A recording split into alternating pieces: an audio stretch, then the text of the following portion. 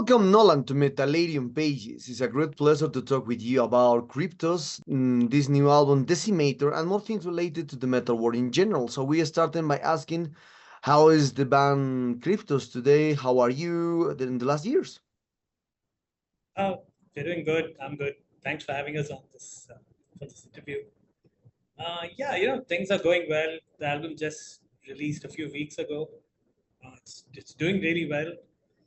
A lot of people are picking it up. A lot of good reviews are coming in, and yeah, we finished our European tour about a month and a half ago, 2 months ago.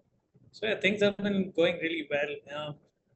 It's a bit unfortunate that recently all our equipment got stolen in the Czech Republic, but since then things have been going all right. We're actually planning for a second European tour next year to support the album.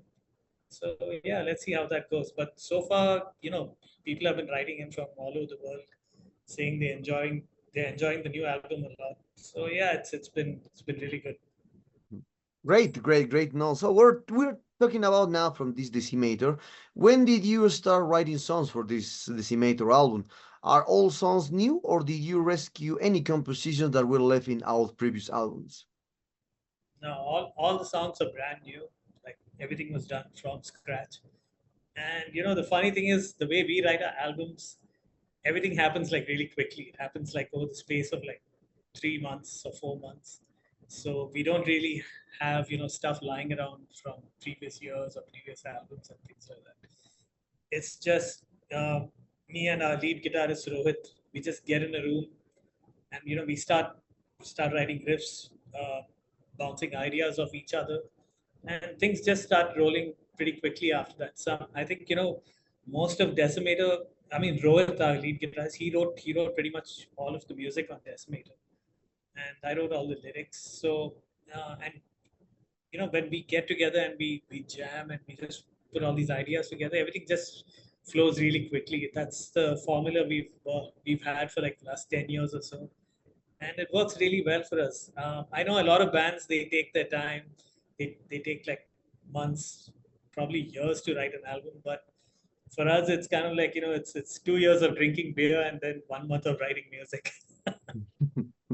Oh, okay, okay. So I Yeah. saw that the band is, I saw the band since the beginning. Well, not since the beginning in general. So since you started to create albums since 2004, you start to produce albums each 4 years, 4 years, 3 years. That's a good thing because the band is keep active in the social media with concerts, albums. So are you always working on a new music, or do you prefer to focus on it once you finish touring, perhaps? Or finish the promotion of the last album. So how do you decide when it's time to work on a new songs and a new album? Yeah, you're right. It's actually, we do things in cycles. So it's kind of like, a tour gets over, we promote whatever album is out. We let it sit for like a couple of years.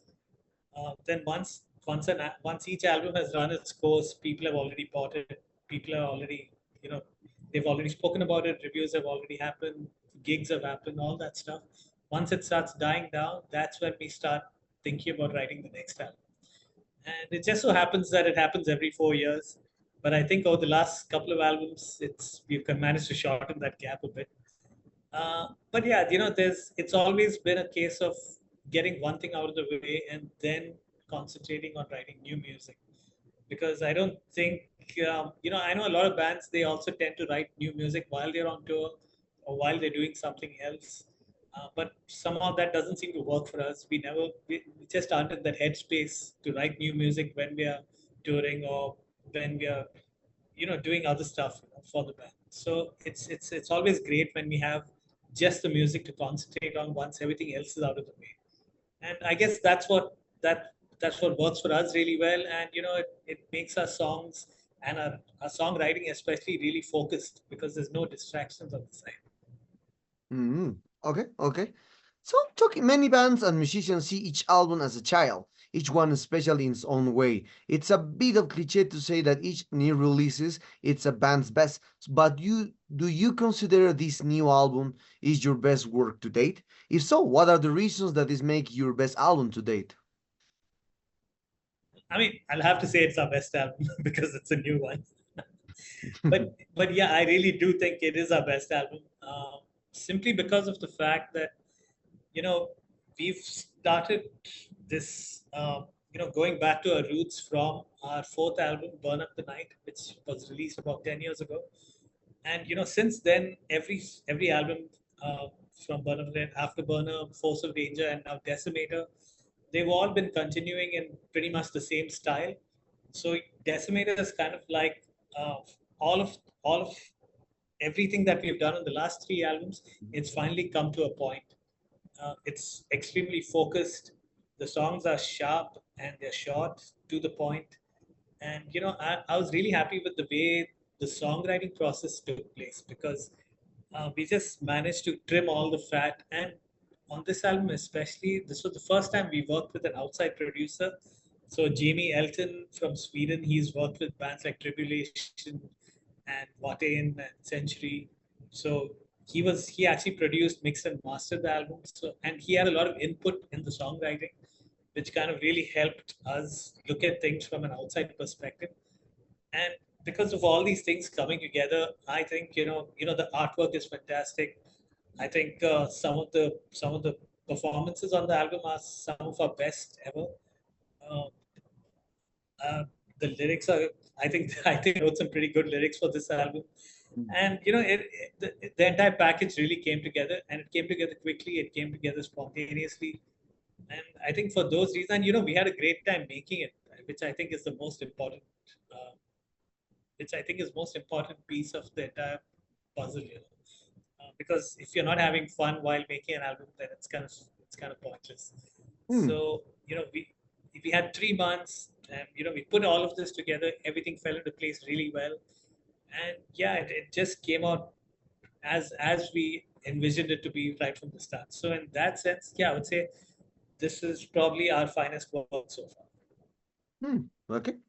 Okay, yes, we're talking about the album you mentioned about the lyrically and the conceptual thing behind the cover art. So how do you relate the concept of Decimator, because it obviously is related with Terminator, this kind of stuff, movies from the 80s.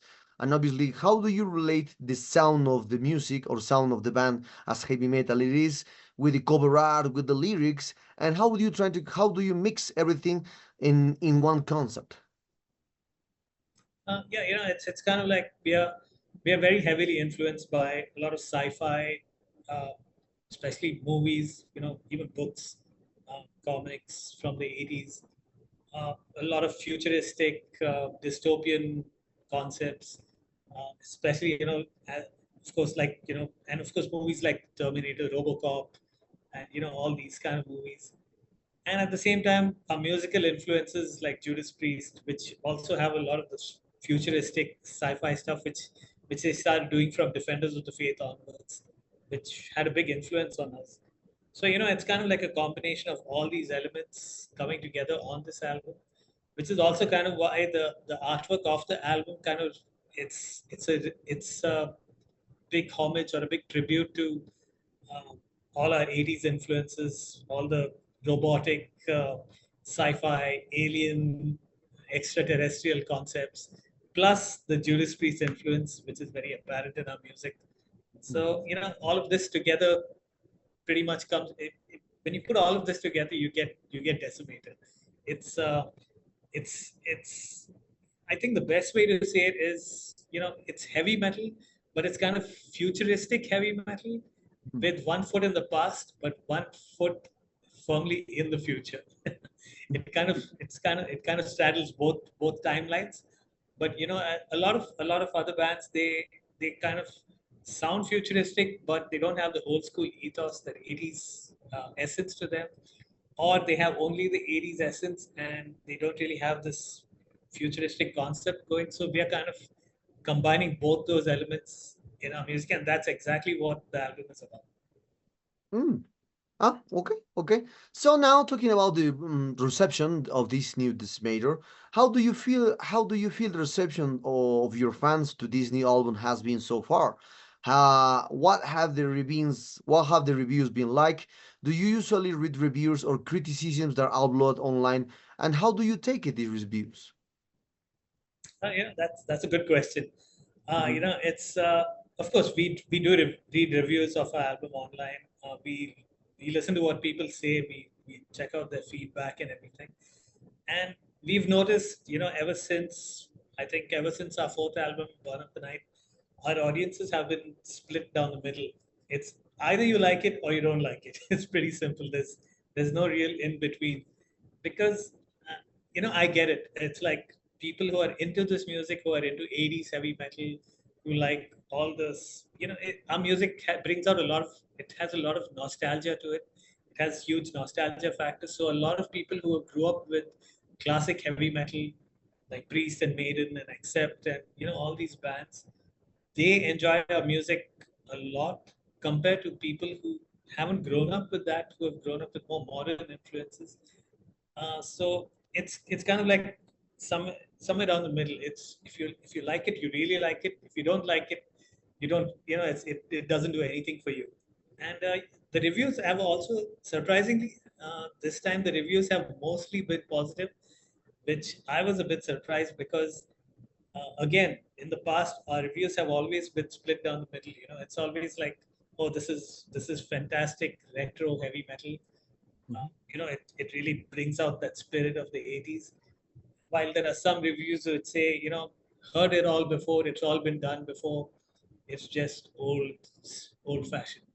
Mhm. So, we get both. But this time for Decimator, I think, because like I mentioned, we have that whole futuristic tie-in with the old elements. I guess it seems to get a lot more attention and a lot more positivity from reviewers because of that particular combination. So, Mm.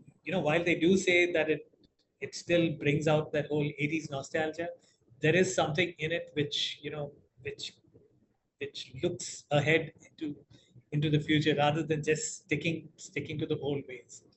So yeah, I guess in that sense, uh, all the reviews that have come out, all the feedback we've got, it's been largely positive, which we are super happy about. Mm. Okay. Now talking about the promotion for this Decimator, what kind of plans do you have to promote this album? Because, well, perhaps you will embark in tours there in Europe. Who knows? What kind of plans you have? Perhaps you release more videos, or perhaps you already working on a continuation for Decimator. Who knows? Yeah, actually, we since we finished our European tour a couple of months ago, we are kind of done for this year. So we are planning on promoting the album in Europe again next year, maybe in the summer, most likely. Should be around, hopefully around May or June or something. And yeah, but in the meantime, we will be doing a lot of shows in India and in the surrounding areas to promote the album. And until then, we've already released five video singles of the album. So we might even actually make three more video singles for the remaining songs and put them out, you know, slowly over the course of the next few months. And yeah, until then, we're just going to keep practicing and get super tight, super ready for next year, because we also have an Australian tour coming up next year, which is going to be awesome. It's our first time in Australia, so we're really pumped for that. So yeah, we got a lot of stuff happening next year, but for this year, for the moment, it's going to be a bit quiet. Mhm. Okay. So, so how do you see now the promotion of the new album compared to the previous one, the Force of Danger? Because Force of Danger it was released at the time of the pandemic. It was on the air at that moment. So, how do you see now the promotion compared to that era or to that years?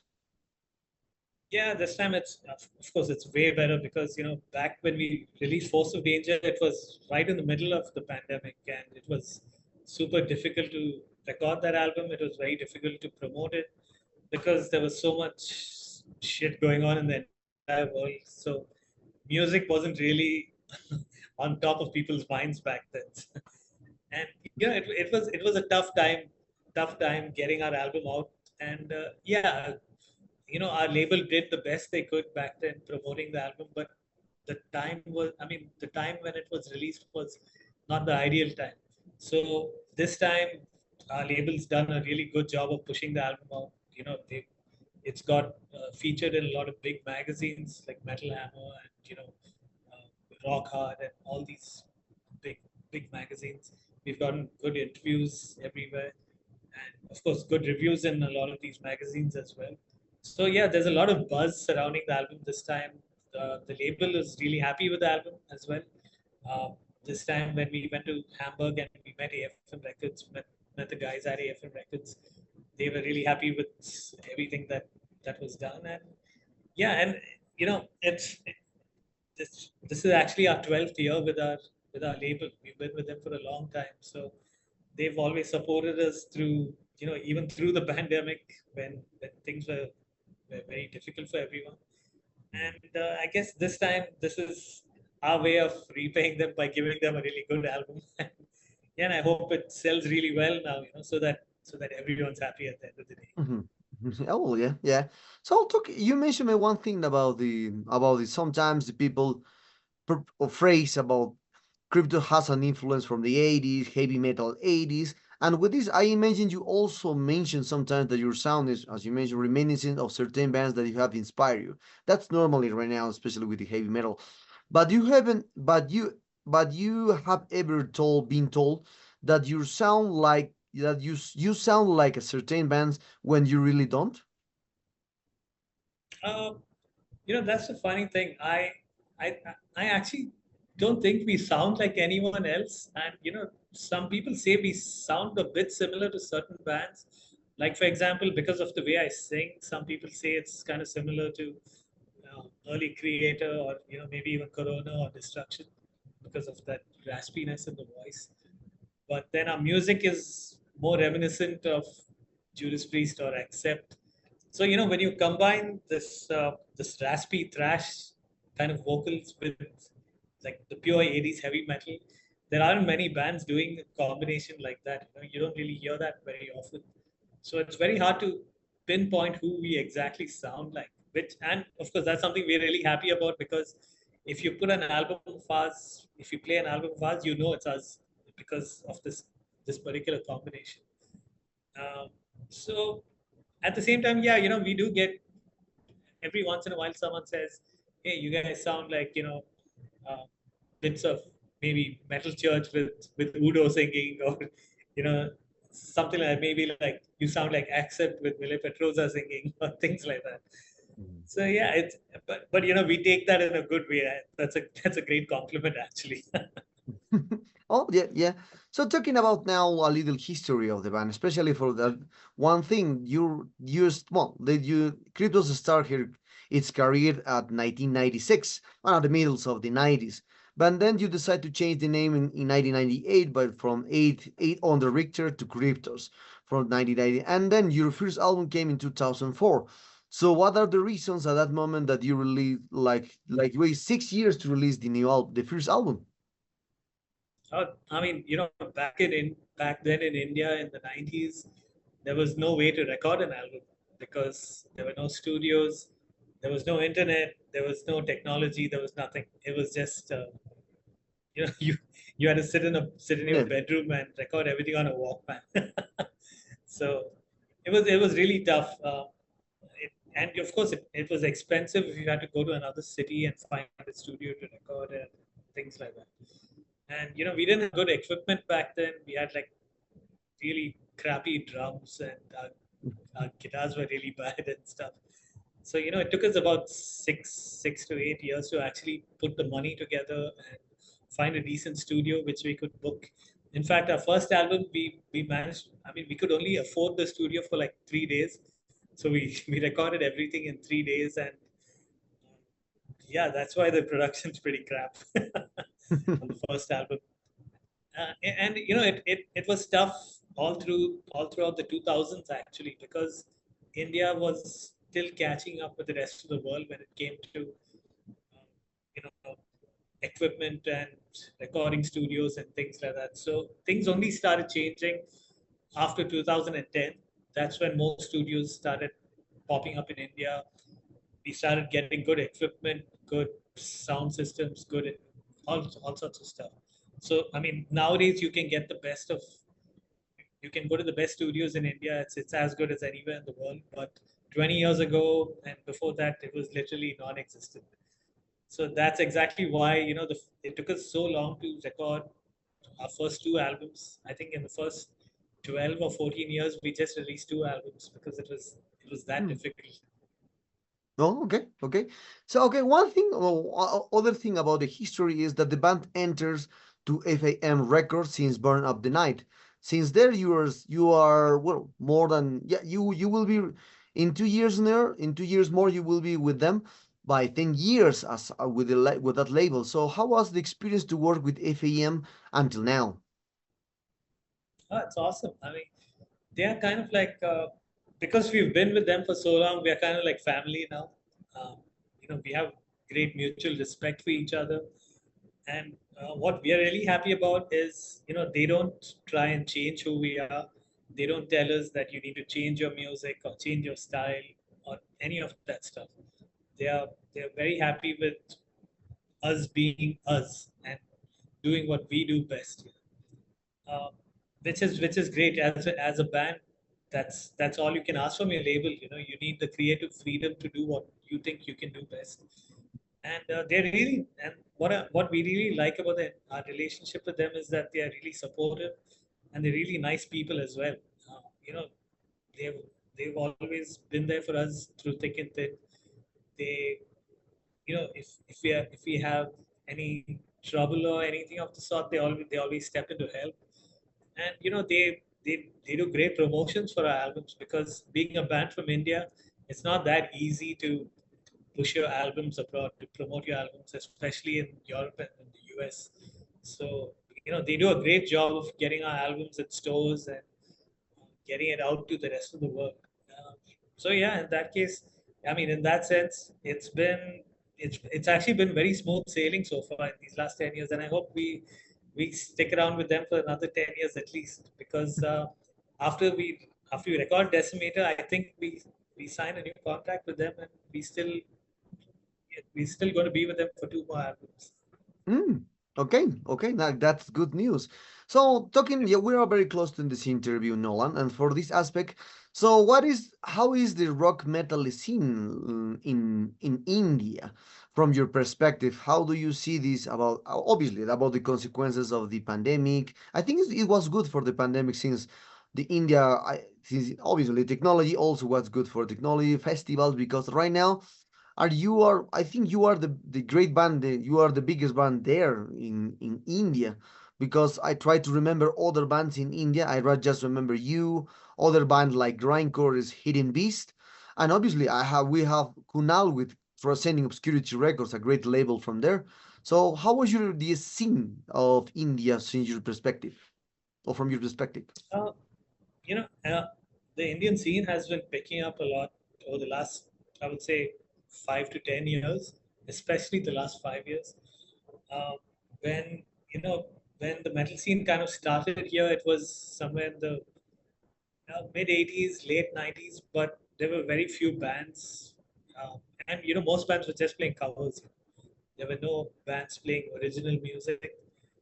But things started changing in the early 2000s. A whole bunch of bands started releasing their albums on their own. A lot of DIY kind of things going on. A lot of tape trading was happening, and a lot of new music was coming into the country. So things started changing slowly. Then a lot of big international bands started coming to India, and from the mid 2000s onwards, bands like Iron Maiden, Metallica, Megadeth, all these bands started coming here. So there was a lot of interest in heavy metal uh, during that time, and since then, a lot of bands have also started coming up. Uh, and I would say since 2015, now there are like hundreds of bands all over India, and it's only recently that bands like us, Amorphia, Godless, Against Evil, Gutslit, a whole bunch of bands from our country have started touring abroad quite regularly. which is a great thing for us because it's never ever happened in the history of Indian rock music or metal music that so many bands from India have actually been touring abroad. Uh, in that sense, we were actually one of probably the first Indian band to tour Europe back in 2010, and since then, many more bands have actually taken the leap. They've uh, they've they've started touring Southeast Asia, the Middle East, Japan, and Europe as well. So yeah, I think things are on the up. The only downside in India right now is there aren't that many clubs or festivals happening. Where metal bands can play at. There are only two or three metal festivals in the entire country, and each of the big cities has only a few clubs where metal bands can play, and even then it's not it's not very easy to get booked at these clubs, because India is just it's just chaotic. It's very difficult to manage a lot of things over here. But overall, I would say things are on the up. The bands are getting better. More albums are getting released. More bands are touring from here. More bands from abroad are touring, are coming to India to play gigs. You know, and I'm talking. I'm not talking just the big bands. I'm talking about even like smaller underground bands. They are coming here to play gigs, and they're visiting Asia a lot more. So I would say overall, maybe if things continue this way over the next 5 to 10 years, India could be the next big stop or the next big deal in global heavy metal.